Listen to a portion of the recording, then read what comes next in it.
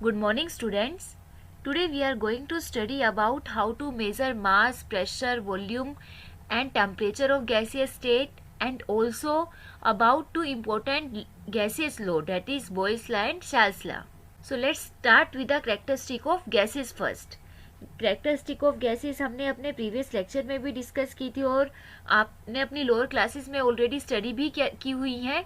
We all know that in gases the intermolecular forces are weakest, gases are highly compressible by nature, gases exert pressure equally in all direction, gases have much lower density than the solid and liquid, the volume and the shape of gases are not fixed, gases mix evenly and completely in all proportion without any mechanical aid.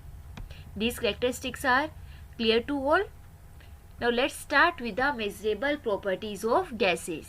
There are total 4 measurable properties of gases, that is mass, volume, pressure and temperature.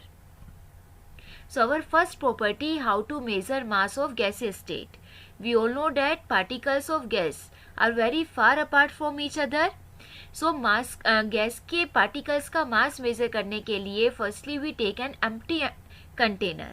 ठीक है, सबसे पहले हम एक container लेंगे, उस empty container को वे करेंगे, उसका वेट कर लिया.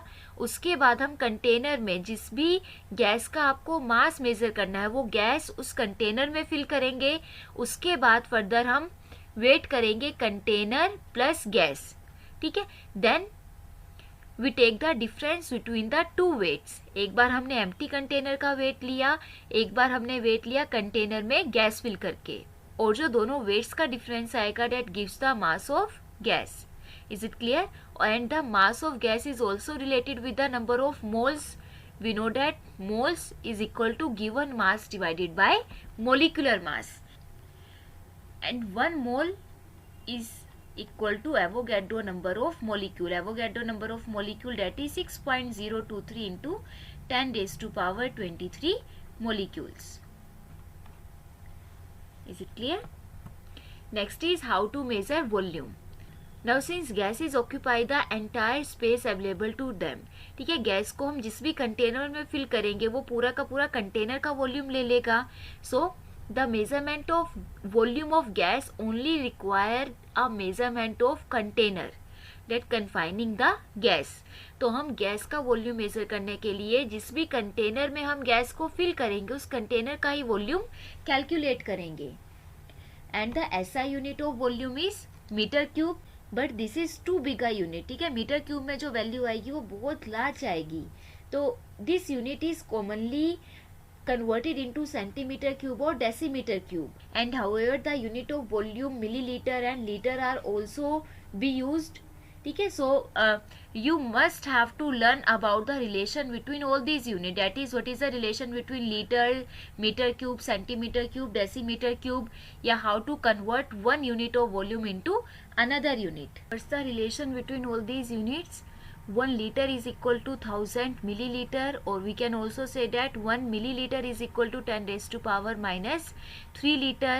1 liter is equal to 1 decimeter cube, and 1 decimeter cube is equal to 10 raised to power minus 3 meter cube. 1 meter cube is equal to 10 raised to power 3 decimeter cube, or in term of centimeter cube, that is 10 raised to power 6 centimeter cube, 10 raised to power 6 milliliter, or either 1 meter cube is equal to 10 raised to power 3 liter. This is relation between different units of volume. Is it clear? Now next is how to measure temperature. We know that gases expand on increasing the temperature. So if temperature is increased twice, the square of the velocity also increases 2 times. ठीक है, जितना जैसे जैसे हम temperature increase करेंगे further movement of particles increase होगी. So generally it is observe that by increasing the temperature twice, velocity square also increases 2 time. And temperature is measured in degree centigrade और Celsius degree with the help of thermometer. Temperature को हम Fahrenheit और kelvin scale में भी measure करते हैं, and the SI unit of temperature is Kelvin और absolute degree. And what is relationship between Kelvin or degree Celsius? That is temperature in Kelvin is equal to temperature in degree Celsius plus 270 3 Kelvin. So when we have to convert 30 degree Celsius in kelvin temperature, तो इन kelvin क्या आएगा, हम 30 degree Celsius में 273 add कर देंगे, तो 30 degree Celsius is equal to 303 kelvin temperature. And similarly, what is the relation between degree Fahrenheit और degree Celsius scale? Degree Celsius divided by 5 is equal to degree Fahrenheit minus 32 divided by 9. ठीक है, और हम simply degree Celsius equal to 5 into degree Fahrenheit minus 32 divided by 9. Is it clear? Now next and important measurement is how to measure pressure. Now we know that pressure of gas is the force exerted by the gas on per unit area of the walls of container in all direction. ठीक है, जो force per unit area पे exert होगी that is named as pressure, और simply pressure is equal to force divided by area. And the instrument which is used for the measurement of atmospheric pressure is named as barometer. अब जो barometer है, barometer इस type से एक container या dish contain करेगा जिसमें एक इन्वर्टेड ग्लास ट्यूब होगी. अब जो ये डिश है, डिश ये बेसिकली मरकरी कंटेन करता है. ठीक है, अब यहाँ पे एक इन्वर्टेड ट्यूब है.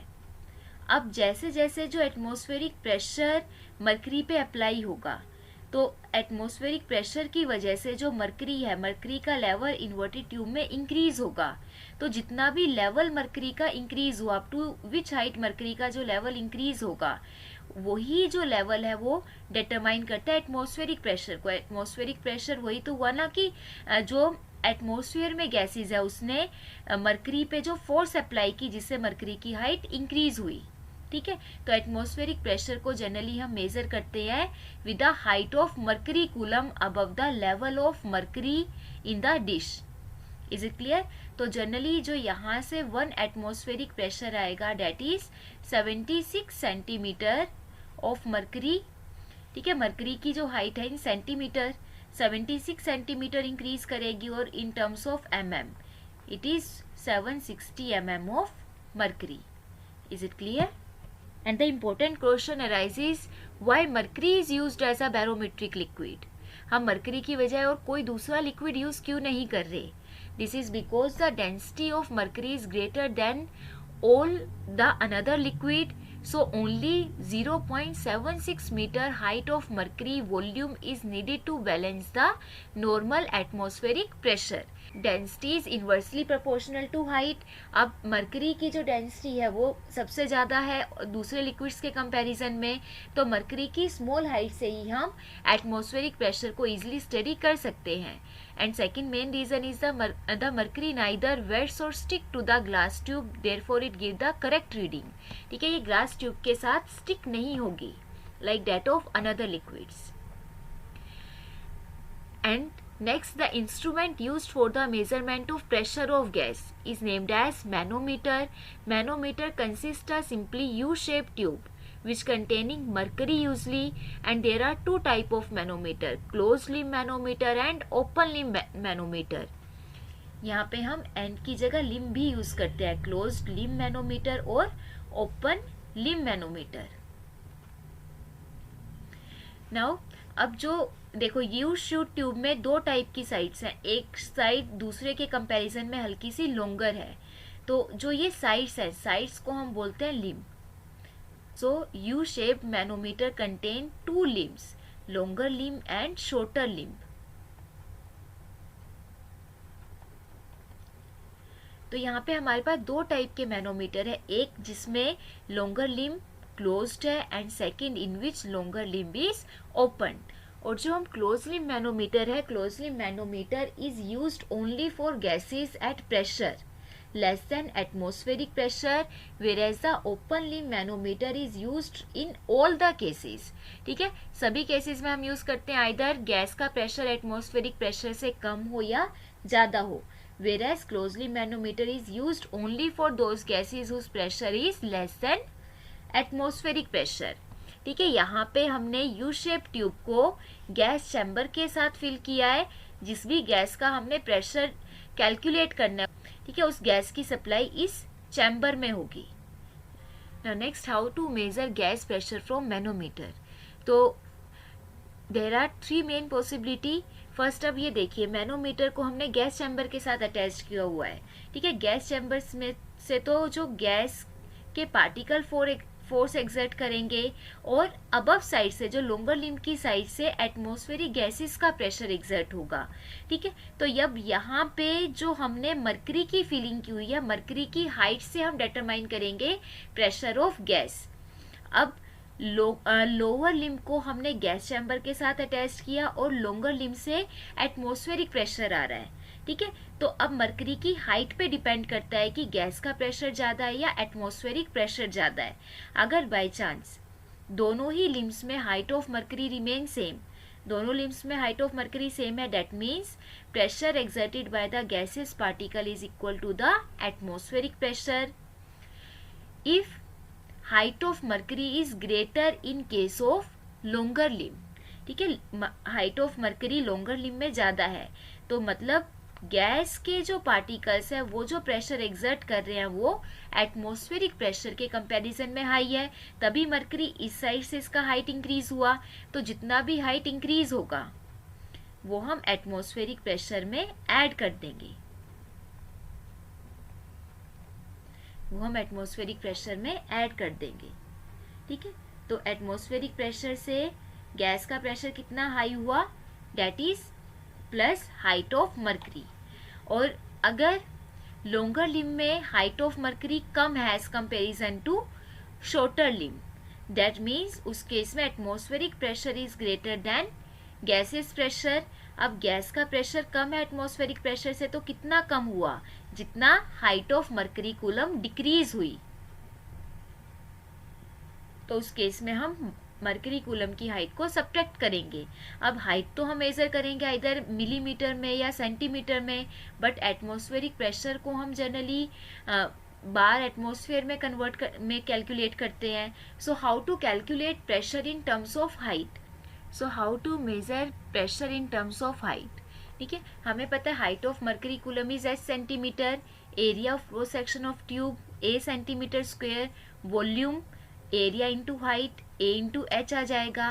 And we know that pressure is equal to force upon area. Force क्या होगा, mass into acceleration due to gravity divided by area. ठीक है, मास को हम in terms of density calculate कर लेंगे. We know that density is equal to mass divided by volume. So from here mass become equal to density into volume. And what is the volume of mercury coulomb? Volume of mercury coulomb is A into H. तो यहाँ से mass of mercury coulomb क्या आ गया, area into height into density of mercury. And तो weight क्या आ जाएगा, weight is equal to mass into acceleration due to gravity. And that is mass into gravity, that is equal to force. ठीक है, ये force के equal है. और pressure किसके इक्वल आ जाएगा, फोर्स डिवाइडेड बाय एरिया. तो यहाँ पे जब आप इसकी वैल्यू पुट करोगे, A into h into density into acceleration due to gravity divided by area, so pressure become height into density into acceleration due to gravity. ठीक है, तो pressure in terms of height is equal to h d g. तो अगर atmospheric pressure gases pressure से less है, when, और we can say that when gases pressure is greater than atmospheric pressure, तो we calculate gases pressure by adding quantity H d ji into atmospheric pressure. And when gases pressure is less than atmospheric pressure, then we calculate gaseous pressure by subtracting this quantity from atmospheric pressure. Is this clear? And like that of volume, you also have to learn the different units of pressure and what is the relation between these unit.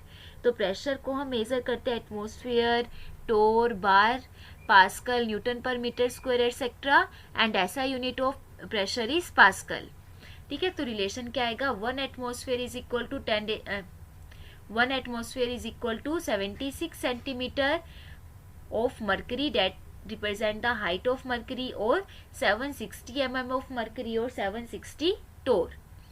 In terms of Pascal, 1 atmosphere is equal to 1.01325 into 10 raised to power 5 Pascal, and 1 Pascal is equal to 1 Newton per meter square. So in Newton per meter square also the relation remains same. 1 atmosphere is equal to 1.01325 into 10 raised to power 5 Newton per meter square, and in terms of bar 1 atmosphere is equal to 1.01325 बार, और जब हम इसका opposite लिखेंगे 1 bar is equal to 0.987 atmosphere. Is it clear? Now next, let's start it with the gas laws. So our first gas law is Boyle's law. Boyle's law was stated by Roberts Boyle in 1662. And according to Boyle's law, at constant temperature, the pressure of a fixed number of moles of gas varies inversely with volume. Here pressure is inversely proportional to volume at constant temperature. That is Boyle's law. तो यहाँ से जब हम proportionality sign हटाएंगे, कुछ ना कुछ constant लगेगा. Let's take that constant as K. ठीक है, और P और K को जब एक साथ लेके आएंगे, PV is equal to K, which is constant at constant temperature, and K is proportionality constant, or it is also named as Boyle's constant, and the value of K depend upon the amount and temperature of gas. It also depend upon the unit in which pressure as well as volume are expressed. ठीक है, और इस relation के according हम Boyle's law को एक another definition भी दे सकते हैं. बोयल्स लॉ में ऑल्सो भी stated as temperature remaining constant, then the product of pressure and volume of gas of a given mass is also remain constant. ठीक है, प्रोडक्ट वॉल्यूम और प्रेशर का भी कॉन्स्टेंट रहेगा. So let's take volume V1 at pressure P1 and volume V2 at pressure P2. Initially pressure अगर P1 है, P1 pressure पे volume V1 है, तो प्रोडक्ट क्या हुई इनिशियल प्रेशर और वॉल्यूम की, P1 V1. Final pressure P2 पे वॉल्यूम V2 है, तो final product P2 V2, and product always remain constant. तो mathematically we can say that P1 V1 is equal to P2 V2 because product value is always constant. और अगर हम pressure को एक side लेके आए, P1 divided by P2 is equal to V2 divided by V1. Is it clear? Now let's do the experimental verification of Boyle's law. तो experimentally verify करने के लिए हमने जस्ट एक कंटेनर लिया और कंटेनर को हमने मैनोमीटर के साथ अटैच किया to calculate the pressure of gas. Container में हमने गैस के पार्टिकल्स फिल किए, ठीक है, और गैस यहाँ पे कंटेनर में हमने एक मूवेबल पिस्टन लगाया जो कि गैस के पार्टिकल्स की मूवमेंट के अकॉर्डिंग इजिली मूव कर सकता है. तो यहाँ पे when we firstly apply 2 atmospheric pressure, at 2 atmospheric pressure volume of gas particles are 1 decimeter cube. तो इनिशियली प्रोडक्ट क्या हुआ, P1 V1 is equal to 2 atmosphere into 1 decimeter cube, that is 2 atmosphere decimeter cube. अब जब हमने pressure को double कर दिया, 2 से 4 एटमॉस्फेयर किया, तो पिस्टन थोड़ा नीचे की तरफ गया because gases are compressible by nature. जैसे जैसे हमने प्रेशर इंक्रीज किया वॉल्यूम डिक्रीज हुआ. तो अब यहाँ से हमने ऑब्जर्व किया कि जैसे ही हमने प्रेशर को डबल किया 2 से 4, वॉल्यूम हाफ हो गया, volume become half of original volume. So product become, तो यहाँ से फाइनल प्रेशर P2 था आपका 4 एटमॉस्फेयर, वॉल्यूम 1/2, वही रही same 2 atmosphere decimetre cube. Third time जब हमने रिपीट किया, अब 2 एटमॉस्फेयर से हमने प्रेशर को 3 टाइम इंक्रीज किया. अब प्रेशर को हमने कर दिया 6 एटमॉस्फेयर, तो उस केस में वॉल्यूम आपका 1/3 डिक्रीज हुआ. प्रेशर को जब हमने 3 टाइम इंक्रीज किया तो वॉल्यूम 1/3 हो गया ओरिजिनल वॉल्यूम का. So in that case also pressure and volume product remain same. ठीक है, जैसे जैसे हम प्रेशर इंक्रीज कर रहे हैं वॉल्यूम उसके अकॉर्डिंग डिक्रीज हो रहा है, तो final product there always remain constant. Is it clear? Next, graphical representation of Boyle's law. Graphical representation हम इन इक्वेशंस के अकॉर्डिंग ही करेंगे. We know that volume is inversely proportional to pressure, और pressure volume product is always constant. So when we plot a graph between pressure and volume, so with the increase of pressure volume decreases और vice versa. तो ये एक hyperbolic curve आएगा जिसका जो slope होगा, slope is equal to K.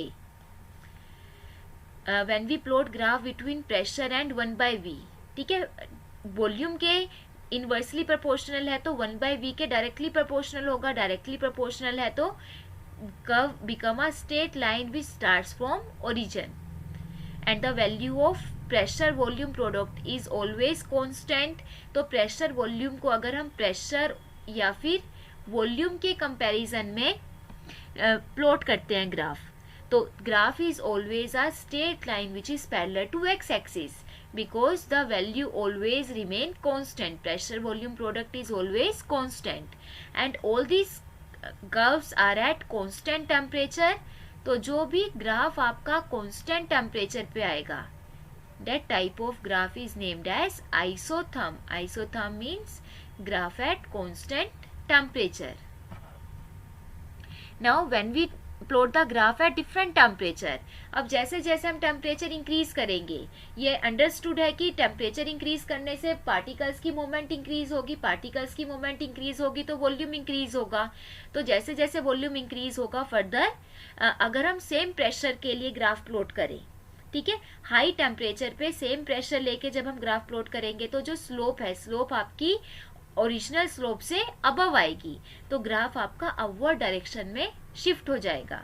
In all the cases T3 is greater then T2 which is greater then T1, ठीक है। जैसे जैसे हमने टेम्परेचर इंक्रीज किया, वॉल्यूम इंक्रीज हुआ, तो अब सेम प्रेशर पे हमें हाई वॉल्यूम मिलेगा, तो जो स्लोप है, slope of graph become increases. Is it clear? Now what are the significance of Boyle's law? We know that gases are compressible, and Boyle's law proved this fact that gases are compressible. When we increase the pressure, volume decreases. By the decreasing the volume, gas become more and more denser. Thus, as constant temperature, the density of gas is directly proportional to pressure. और ये हम कैसे prove करेंगे? We know that PV is equal to K, constant आएगी pressure volume product, and density का formula क्या होता है? Mass by volume. तो इस फॉर्मूले से हम वॉल्यूम कैलकुलेट कर लेंगे, volume become mass by density. ये वाली वैल्यू जब हम फर्स्ट इक्वेशन में पुट करेंगे, P into mass by density is equal to constant. तो बोयल्स लॉ में हमने अमाउंट ऑफ गैस फिक्स रखी है, जब अमाउंट ऑफ गैस फिक्स्ड होगी, ठीक है, तो ये भी कांस्टेंट की तरह ही बिहेव कर रहा है, तो हम कांस्टेंट को अपोजिट डायरेक्शन में ले आए, तो pressure by density is gives a new constant that is K by M. So according to that we can say that pressure is directly proportional to density, or by increasing pressure density increases by decreasing its volume. Is it clear? So when atmospheric pressure is low at high altitude, there air become less dense because of less pressure, so hence a lesser quantity of oxygen is available for breathing. That's the reason why mountaineers have to carry oxygen cylinder with them. यहाँ से ये question भी arise होता है, why mountaineers have to carry oxygen cylinder with them? Because at high altitude, because of low atmospheric pressure, density of air is less, so less quantity of oxygen is available for breathing purpose. Is it clear? So the second important gaseous law is Charles law. According to Charles law, pressure remaining constant, then the volume of given mass of a gas increases or decreases by 1/273 of its volume at 0 degree Celsius for every 1 degree centigrade rise or fall in temperature. ठीक है, अगर हम volume consider करते हैं, volume है T degree Celsius is VT and 0 degree Celsius volume है V note. तो Charles law क्या कह रहा है? जैसे जैसे हम टेम्परेचर को इंक्रीज करेंगे, पर डिग्री सेल्सियस इंक्रीज कर रहे हैं या डिक्रीज कर रहे हैं, तो उसके कोरस्पॉन्डिंग जो वॉल्यूम है, वॉल्यूम अपने ओरिजिनल वॉल्यूम का 1/273 इंक्रीज होगा या डिक्रीज होगा। So here relation become volume at T kelvin is equal to volume at 0 degree Celsius that is original volume plus V nought by 273 into T। तो अगर हमारा temperature 1 degree Celsius है तो V1 is equal to V nought plus V nought by 273। Similarly when we take temperature -273, temperature की value अगर हम -273 put करते हैं, तो ये जो रिलेशन आ गया, इसके अकॉर्डिंग वॉल्यूम बिकम 0, ठीक है। So we can say that at minus 273 degrees Celsius, gas will have zero or no volume. That means it will cease to exist, and below this temperature the volume will be negative, which is meaningless. ठीक है, इस temperature से below volume negative होगा. अब हमें पता है कि अगर कोई भी मोलिक्यूल हम लेंगे, मोलिक्यूल कुछ ना कुछ स्पेस तो एक्सर्ट करेगा. तो अगर वो कुछ ना कुछ स्पेस ले रहा है तो उसका वॉल्यूम कभी भी जीरो नहीं होगा. कोई भी मोलिक्यूल है, स्मॉल से स्मॉल मोलिक्यूल का भी कुछ ना कुछ वॉल्यूम होगा. ठीक है. So the temperature minus 273 degree Celsius, that has no meaning. However, or we can say that all the gases liquefy much below this temperature is attained. ये टेम्परेचर से पहले ही गैसेस लिक्विफाई हो जाएंगी. So this law become no longer valid. And Charles also verified experimentally by plotting a graph between volume and temperature at constant pressure. So when we plot a graph between volume and temperature here in degree Celsius at constant pressure,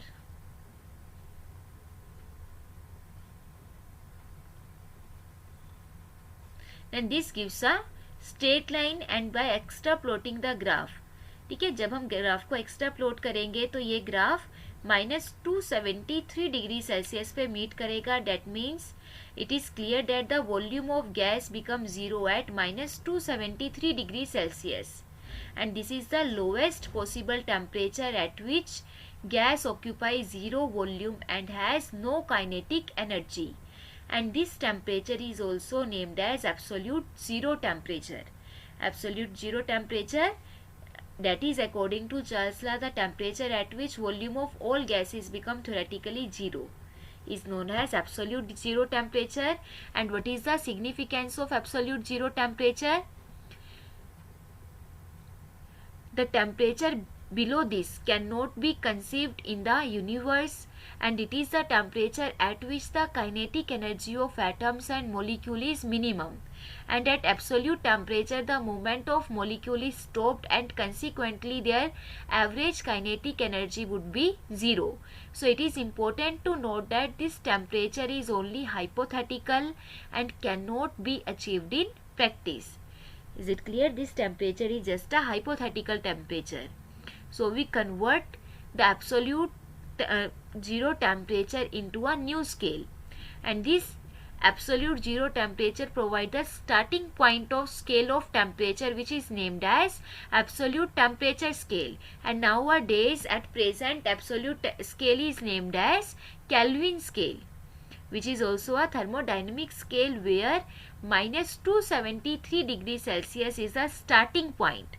Starting point है, that is on absolute temperature scale we take 0 Kelvin. 0 Kelvin is equal to minus 273 degrees Celsius, and the small division of the scale of absolute temperature is equal to small division of centigrade scale. Is it clear? So according to Kelvin scale, temperature in Kelvin is equal to temperature in centigrade plus 273. So when we use the relation in Charles' law के according volume at T degree Celsius is equal to V naught into 273 plus T degree Celsius plus divided by 273. तो यहाँ से V naught है temperature in Kelvin is equal to degree Celsius plus 273. तो इसको हमने temperature capital T में ले लिया. Capital T represent temperature in kelvin.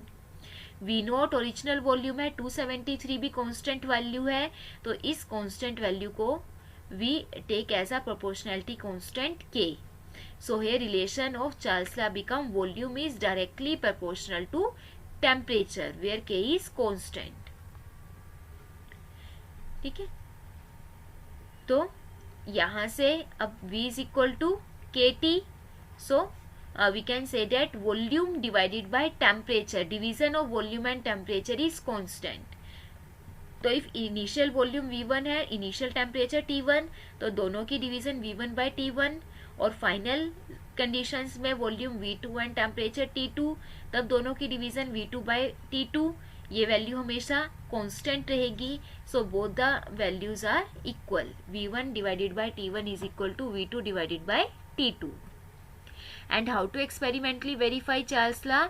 In case of Charles law, to simply measure the temperature, हम बीकर को thermometer के साथ कनेक्ट करेंगे और जब हम बीकर में गैस के पार्टिकल्स लेंगे, ठीक है, एक पर्टिकुलर वॉल्यूम पे, जब हम उसको फर्दर हाई टेम्परेचर पे हीट करेंगे तो हम देखेंगे कि हाई टेम्परेचर पे पार्टिकल्स की मूवमेंट इंक्रीज हो गई है, and because of high movement of particles volume increase होना शुरू हुआ। ठीक है, जैसे जैसे हमने टेम्परेचर बढ़ाया, जो पिस्टन है, पिस्टन भी अपवर्ड डायरेक्शन में मूव किया, जिससे वॉल्यूम इंक्रीज हुआ।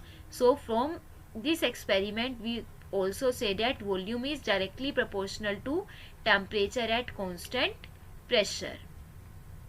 And graphical verification of Charles law, when we plot the graph between volume and temperature at constant pressure, then it gives a straight line which is started from origin. origin से तब शुरू होगी अगर हम temperature in Kelvin लेंगे।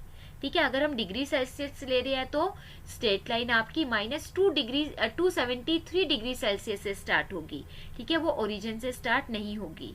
And at different pressure, जैसे जैसे हम प्रेशर इंक्रीज करेंगे वॉल्यूम डिक्रीज करेगा, तो वॉल्यूम डिक्रीज करने के साथ जो स्लोप है, स्लोप ऑफ कर्व भी डिक्रीज होगा। तो यहाँ पे with the increase of pressure slope decrease होगा, तो pressure P1 is greater than P2 is greater than P3। और एट कांस्टेंट प्रेशर जो हम ग्राफ प्लॉट करेंगे, these graphs are named as isobar. Is it clear? Now next, what are the significance of Charles law? Now Charles law has a wide significance in our daily life, like in cold weather or in cold environment. Helium balloon shrink क्यों हो जाएगा? Because at cold environment temperature decreases, temperature decrease करने से जो volume है volume भी decrease हो जाएगा।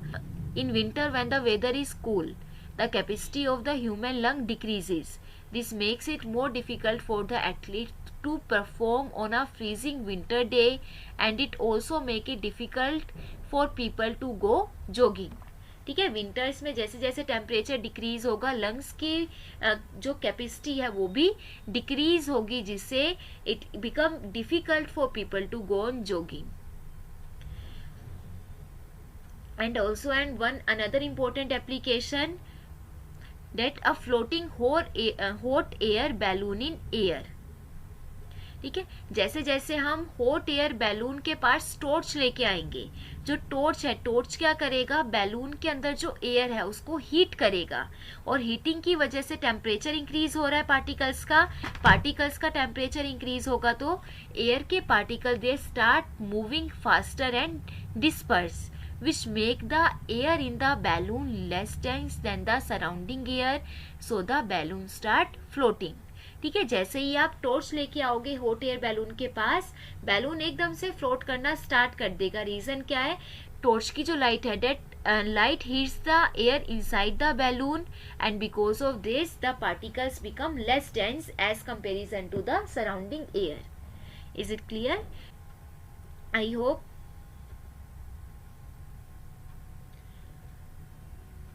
ठीक है, तो हमने आज 3 टॉपिक्स कवर किए, that measurable properties of gases, Boyle's law and Charles law. I hope you understood all the 3 topics very well. Thank you and have a nice day.